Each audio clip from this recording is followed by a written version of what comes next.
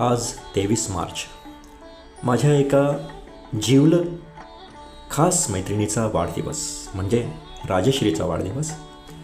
त्यानिमित्त आज सकाळीच काही चांगल्या गोष्टी करायच्यात असं आपण ठरवलं होतं. त्यानुसार ही जी तुम्ही पांढऱ्या प्लास्टिकच्या पाईपची पाईपलाईन पाहताय, ही पाईपलाईन आहे आमच्या छोट्याशा गार्डनमधील झाडांसाठी आम्ही पाण्याची व्यवस्था केली आज. त्याचबरोबर समोर तुम्हाला जे बर्ड वॉटर फीडर दिसत आहे, तर अशा प्रकारचे 7 वॉटर फीडर्स आज आम्ही आमच्या परिसरात इन्स्टॉल केले. ते पहिलं आता जे तुम्ही पाहिलं, त्यानंतर तुम्ही हे समोर बघाल तर इथे दुसरं तुम्हाला दिसतं आहे, ते आम्ही आमच्या जग्गू नावाच्या कुत्र्यासाठी ठेवलेलं आहे.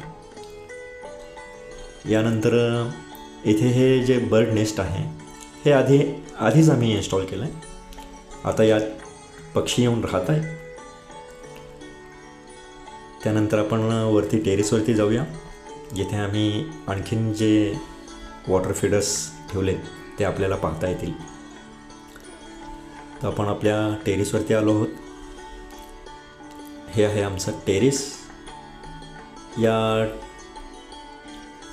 टेरेसवरती आमच्या मम्मीने शेतातले जे गहू आणले होते ते वाळत घातले. इथे तुम्ही पाहू शकता, हे बर्ड फूड फीडर आहे. हे आधी आम्ही इन्स्टॉल केलं आहे, आता नाही, आधीच केलं होतं. त्यानंतर हे 3 नंबरचं वॉटर फीडर तुम्ही पाहू शकता. हे मातीचं वॉटर फीडर असल्याकारणाने यात पाणीसुद्धा थंड राहतं. विशेष म्हणजे ऊन जरी असलं तरी पाणी थंड राहतं. हे 4 नंबरचं, यात आम्ही तांदूळ ठेवलेत. हे 5 नंबरचं, यातही आम्ही तांदूळच ठेवलेत, म्हणजे 2 तांदळाचे वॉटर फीडर्स. त्यानंतर हे 6वं, यात मात्र आम्ही पाणी ठेवलं आहे. आणि हे शेवटचं 7वं वॉटर फीडर.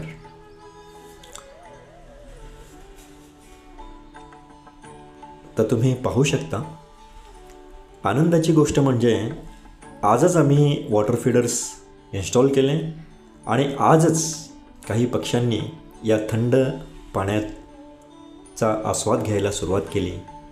मला असं वाटतं, अशा कडक उन्हामध्ये जेव्हा त्यांना थंड पाण्याची व्यवस्था मिळते तेव्हा त्यांनाही आनंद होत असेल. आणि मला असं वाटतं की आपण आपल्या जिवलग खास व्यक्तीच्या वाढदिवसानिमित्त मोठमोठाले गिफ्ट देतच असतो, पण अशा प्रकारे एखादी गोष्ट आपण केली किंवा एखादा प्रकल्प आपण राबवला तर त्यातून मिळणारा जो आनंद असतो, जे पुण्य असतं, ते जगाच्या पाठीवर दुसरं कुठलंही नसावं असं मला वाटतं.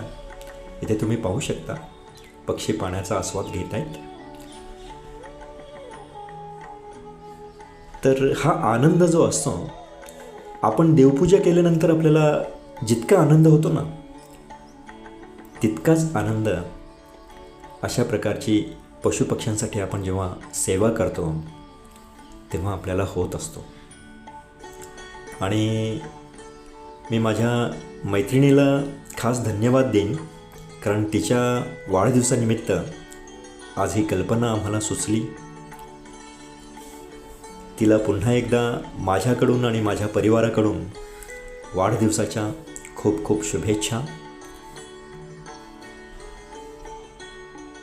तर अशा प्रकारे आपण त्या वॉटर फीडरच्या बाजूला जर थोडेसे धान्याचे दाणे टाकले तर चारा आणि पाणी एकाच ठिकाणी पक्ष्यांना उपलब्ध होत असतं.